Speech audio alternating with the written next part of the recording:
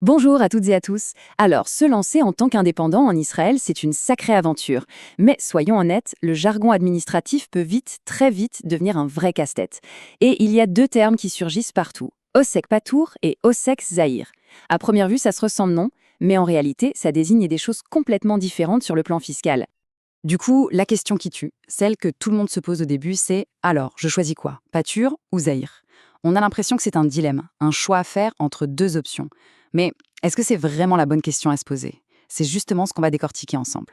Donc, pour y voir plus clair, commençons par le plus connu des deux, l'Osek Patour. Pour bien comprendre ce que c'est, il faut avoir un seul mot en tête, TVA. En hébreu, on dit ma'am. Voilà, tout tourne autour de ça. Voilà la définition, disons, officielle. L'Osek Patour, c'est donc un statut qui est lié à la TVA, et uniquement à la TVA. Le mot-clé ici, c'est exempté. Mais exempté de quoi au juste? Ce chiffre, c'est la limite à ne pas dépasser. Pour avoir le droit au statut d'Osek Patour, il faut que le chiffre d'affaires annuel soit en dessous de 120 000 shekels. Attention, ce montant peut être réévalué de temps en temps, mais aujourd'hui, c'est le plafond en vigueur. Ok, alors en pratique, ça veut dire quoi? En fait, il y a un avantage et un inconvénient. Le bon côté, c'est qu'on ne facture pas de TVA, donc les prix peuvent être plus attractifs. Le revers de la médaille, c'est qu'on ne peut pas non plus récupérer la TVA payée sur ses propres achats professionnels. C'est un point super important à comprendre. Et surtout, attention au piège, exempté, ça ne concerne que la TVA. L'impôt sur le revenu, lui, il faut bien le payer. Parfait, passons maintenant au deuxième terme, Osek Zahir. Et là, on change complètement de monde. Oubliez la TVA. L'Osek Zahir, c'est une création plus récente qui concerne l'impôt sur le revenu, ce qu'on appelle ici le Mas Harnassa. La définition dit tout.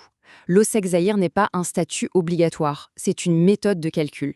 C'est une option, un choix qu'on peut faire pour se simplifier la vie au moment de déclarer ses revenus. Le mot le plus important ici, c'est bien optionnel. Et c'est là que l'idée est assez géniale. Le principe est simple. Au lieu de garder précieusement chaque reçu, chaque facture de dépenses pour les déduire une par une, l'administration fiscale dit « Ok, on va appliquer un pourcentage de déduction fixe sur votre chiffre d'affaires et ça couvrira tous vos frais. » Simple, non? Voyons comment ça marche, c'est ultra simple. Imaginons un consultant qui fait 100 000 shekels de chiffre d'affaires. L'administration a défini que pour son type d'activité, le forfait de frais est, disons, de 20%. Eh bien, on prend 100 000, on enlève 20% et on obtient 80 000. C'est sur cette somme, 80 000 shekels, que l'impôt sera calculé. Et tout ça sans avoir à justifier le moindre frais. Et nous voilà revenus à notre question de départ. Maintenant qu'on a vu les deux définitions, on fait quoi? On penche pour Patour ou pour Zahir? Eh bien, c'est ici que tout bascule. En fait, poser la question comme ça, c'est précisément ce qui crée toute la confusion. Ce n'est pas du tout un choix à faire entre l'un et l'autre. Et voilà le cœur du sujet. Ces deux notions ne jouent tout simplement pas dans la même cour. L'Osek Patour, c'est votre statut vis-à-vis de l'administration de la TVA. L'Osek Zahir, c'est une discussion avec l'administration de l'impôt sur le revenu. Ils ne sont pas en concurrence, ils ne sont même pas sur le même terrain de jeu. On peut donc, et c'est ça la clé, être Osek Patouri pour la TVA et en même temps choisir la méthode de calcul de l'Osek Zahir pour son impôt sur le revenu. L'un n'empêche absolument pas l'autre, au contraire, ils peuvent très bien fonctionner ensemble. Bon, maintenant qu'on a éclairci ce malentendu, quelle est la vraie décision à prendre?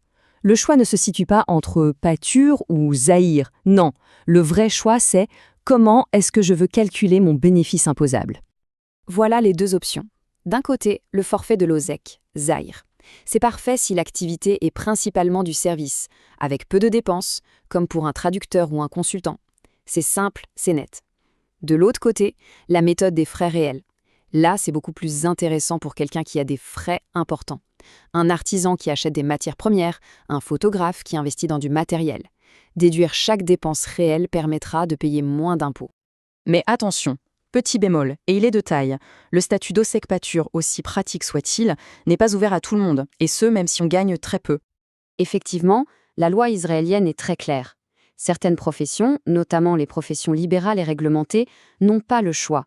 Elles doivent obligatoirement s'inscrire en tant qu'Osek Mourché, c'est-à-dire être assujetties à la TVA dès leur premier shekel de chiffre d'affaires. Pour ces professions, la question du patour ne se pose donc même pas.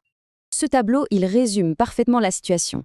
À gauche, le patour, on parle de statut TVA avec un calcul du bénéfice basé sur les frais réels. À droite, le ZEIR, on parle d'une méthode de calcul pour l'impôt optionnel basée sur un forfait. Ce sont bien deux outils distincts pour deux administrations distinctes. Cette phrase est vraiment à méditer. Ce choix de départ n'est pas juste une formalité administrative, loin de là. C'est ce qui va poser les fondations de toute la gestion financière de l'activité. Un choix bien réfléchi au début, ça peut vraiment changer la donne pour la suite. S'il ne fallait retenir qu'une seule et unique chose de tout ça, ce serait celle-ci. Ce ne sont pas des rivaux. OSEC Pâture, c'est le statut pour la TVA. OSEC ZER, c'est une option de calcul pour l'impôt. Une fois qu'on a compris ça, on a vraiment la clé pour optimiser sa fiscalité.